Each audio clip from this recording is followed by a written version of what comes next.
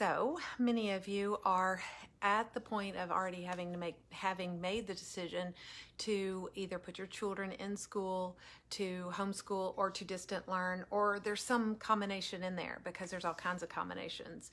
But I'm coming back and I'm speaking to this again, and I titled this, "Do you have an education philosophy?" Or education philosophy, do you have one? And I just want to start out by saying I didn't necessarily. And this really goes beyond education philosophy. It really goes more to parenting philosophy. So this isn't necessarily about being a homeschooler. It's about being a parent and figuring out what philosophy you have. What is your goal? What is your approach? Because that's going to help you determine what role you're going to play. Again, whether it's if you send your children off to school, you've chosen that someone else is going to educate them and you're going to play a role in that.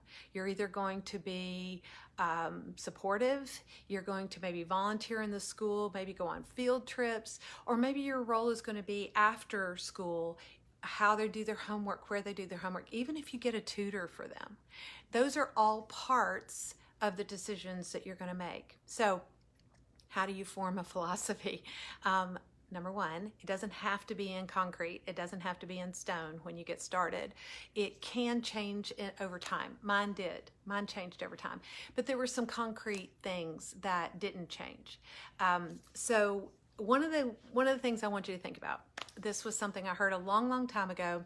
We lived in a very rural area of Oklahoma, so farming analogies were something that were used quite a bit to help us understand things. So if you think about a farmer out in the Midwest where there's wide open spaces, like here in Tennessee, it's rolling hills and you have to go around things. So I'm talking more of a flat, wide open, maybe a mile square area that you're going to plow up the fields. So you need to plow rows, and you need to plow straight rows. How do you plow straight rows? Well, a farmer told me, if you're driving a tractor and you're trying to plow straight rows, you have to find a very far distant object and you have to find a closer object and put them in alignment with each other. So let's say the far distant might be a building. The closer one might be a tree. And as long as those two can be aligned, and as long as those two are in front of you, and you keep those in alignment, straight, one right on top of the other, your rows are going to be straight.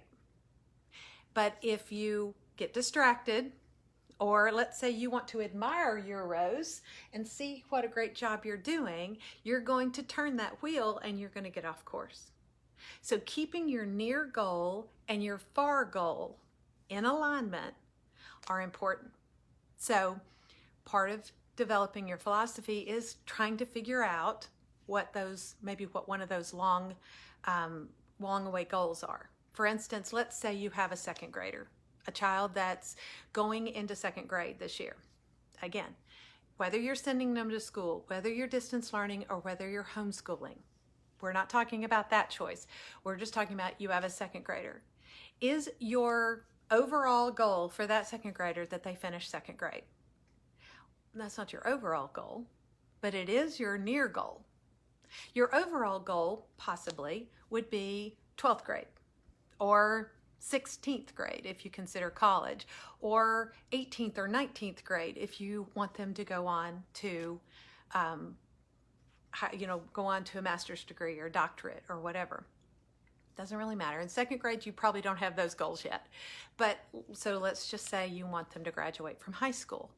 So what is the purpose of second grade? The purpose of second grade is for them to complete this grade so that they can go on to third and then on to fourth and on to fifth and hit that farther goal. So the second grade is your near goal.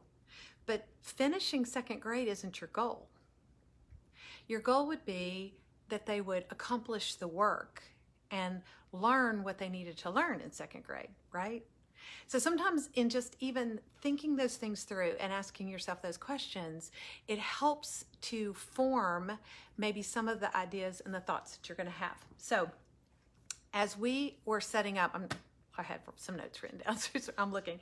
As we were thinking through these things for ourselves as parents and for our children, and especially as we began to homeschool them or later sending them to public school, one of our personal, very important goals is that our children would understand who God is and understand Christianity. Now, I could not guarantee that any of my children would get saved because that's not within my power. But I could make sure that they were exposed to it. I could make sure that they were exposed to the Bible, that we took them to church, that they were involved in church activities, not just on Sunday morning, but on other times, and I could keep fleshing that out. When we homeschooled, it became part of our curriculum because I didn't want them, I wanted them to have a relationship with God. I wanted them to see that I had a relationship with God. And so we modeled that in front of them, but it became part of the academic pursuit as well. So Bible study, which is very important to me, was also something that became part of our homeschooling. So we actually had Bible study for children. It was fun. It was something they could learn. And I wanted that to, hopefully, that was the near goal. It became part of our curriculum, part of our day, and it was the first part of our day. But I also wanted them to see that I had my own personal devotion time. But my further goal would be that they would continue in their learning and grow in their knowledge of God.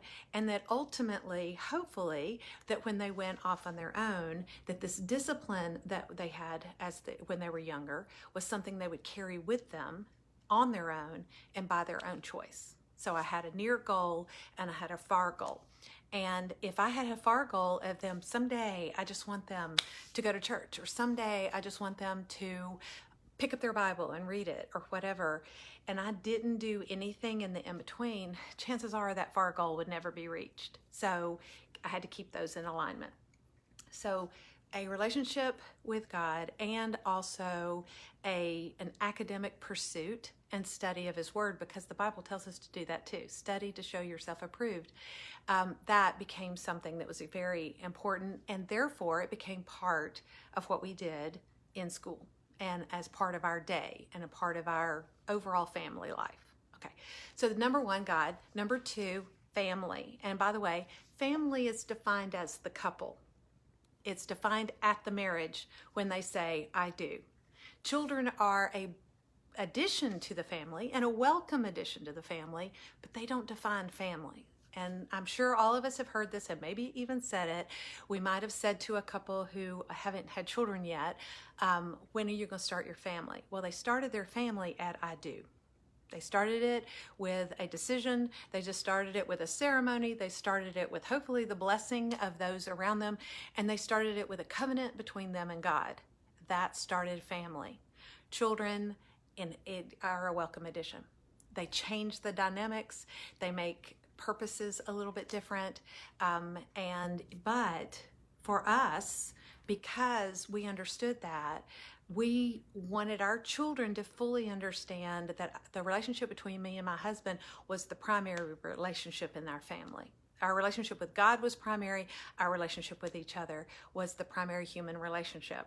The children were a secondary, not primary.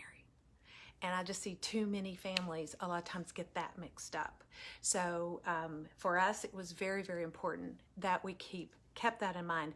And it was the best gift we could have given our children, is that our relationship was strong and is strong and remains strong even as they've left the nest, because we have a whole lot of fun with each other and still love that relationship. So we also, as a family, as Johnny and me, but then also with our children, we saw that unit of 6 as our number one mission field.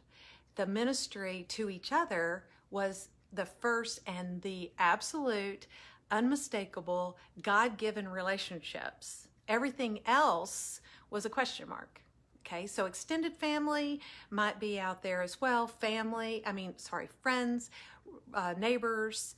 There's no coincidence that we would be around certain people, but especially when the kids were younger and we were in the military, we moved from place to place. So those people might just be in our lives for a time. We've retained some of those relationships, but as far as the day-to-day relationship, those might have just been for a time, and God might have brought them into our lives for that time.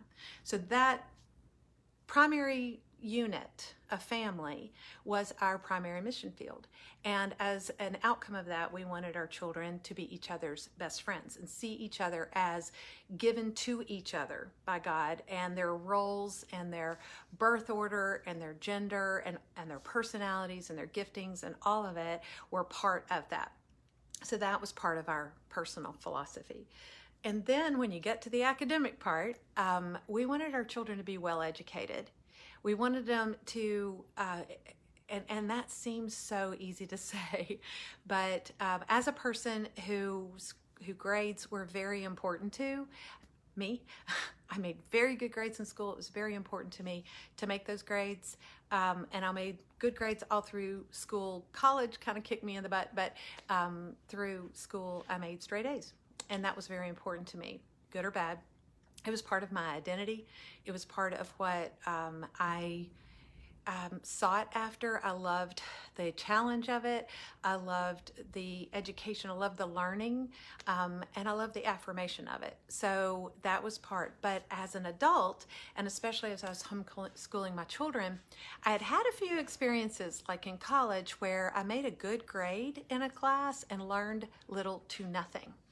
So grades can be a measure and can be an indicator, but they are not the final word and the be-all end-all. So I became a person who started thinking that grades were not as important as an education. And that's where I'm coming up with, I wanted my children well educated. I wanted them to actually be learning.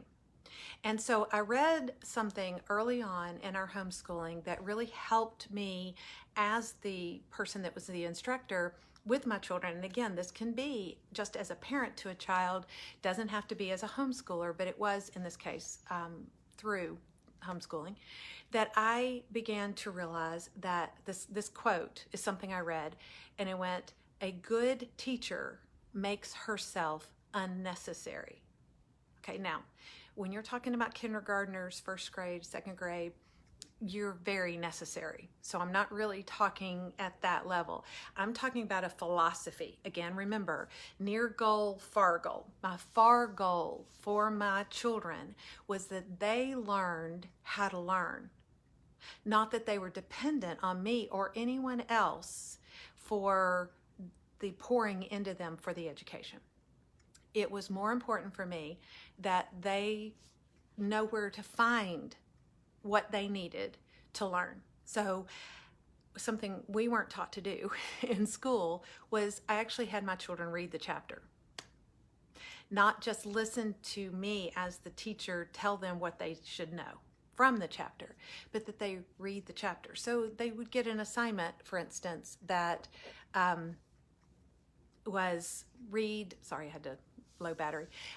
They had to read and then do the assignment. And if they had questions, they came to me and I was there to help them. That was as they got a little bit older. Remember, they were really young, of course, it was not exactly that. But even from the very, very beginning, as soon as they learned to read, they would be given instructions that they could read, simple, that caused them to be able to go and do the work and work as independently as possible.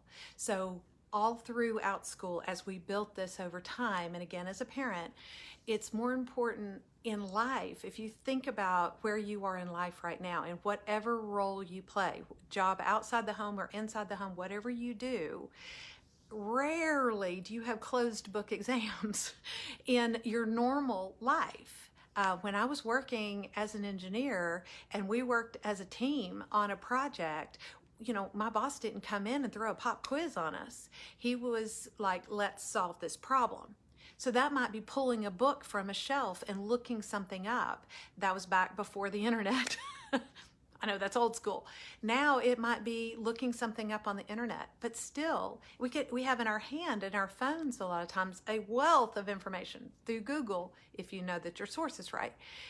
So it's more important, in my opinion, and this was part of my philosophy, to have them know where to find the information. Like if you don't know how to spell a word, go get a dictionary. Or I'll take my phone and start typing in the word and let autocorrect tell me how to spell a word. I've done that too. I Googled it, Siri, how do you spell whatever? Whatever it takes, those are all part of learning how to learn. Learning how to find the information, learning how to solve the problem, learning how to live life. And that became part of our philosophy. So there can be so many other layers to this and so many aspects, but I just wanted to maybe start you thinking. Sometimes when somebody asks the question, what is your philosophy, for instance, it's too broad a question and my mind will shut down and I can't come up with anything. But for instance, if I asked you as a parent, is your goal, your long range goal, for your adult child to be dependent on you and living in your basement and eating off of you and playing video games in the dark? I would say pretty much all of you would say no. Okay, so, but are there things that you would need to do from now to then to maybe not make that happen? So you have a goal. If your goal is not that, then your goal is the opposite of that, that they would be able to stand on their own. That you might be a safety net if they needed time here for a while, but their whole goal in life would not be to come and live in your basement. So work towards the opposite of that. Set those near goals, set those far goals, and keep them in alignment, and understand that you can change some of them. You can tweak them over time. You can grow yourself. There are great books that you can read, and that was one of the things as a homeschooler I tried to do every year, is read a book about education, read a book about how children learn. There was one called The Way They Learn that was talking about different styles of learning, and especially the ones that weren't me, helped me understand that there are other ways. There's other ways that minds work. There are other ways that somebody might need hands-on learning, for instance. Others can just do things academically. So those are helpful. Having a philosophy, like I was just looking at this book called For the Children's Sake, and it's Foundations of Education for Home and School, Christian education. Recovering the Lost Tools of Learning. This is an approach to distinctly Christian education. I was looking for a couple other books like The Way They Learn, and another one that was the Charlotte Mason, and that was dealing with classical education. And that really helped define for me, really resonated with me. It may not with you. Understanding from 1st to 4th grade, from 5th to 7th grade, from 5th to 8th grade, 9th to 12th grade, the difference in the way a child's mind works. And therefore, we have rote memorization in those early years because that's how a child's mind works. In those middle school years, they're beginning to question and ask why. So you teach them according to that. And then by high school, they should be able to tell you the why. They should be able to bring it up. Sometimes we get that all jumbled up, but that was the way our education system worked for a long time, and then we got away from it. And I don't think for the better.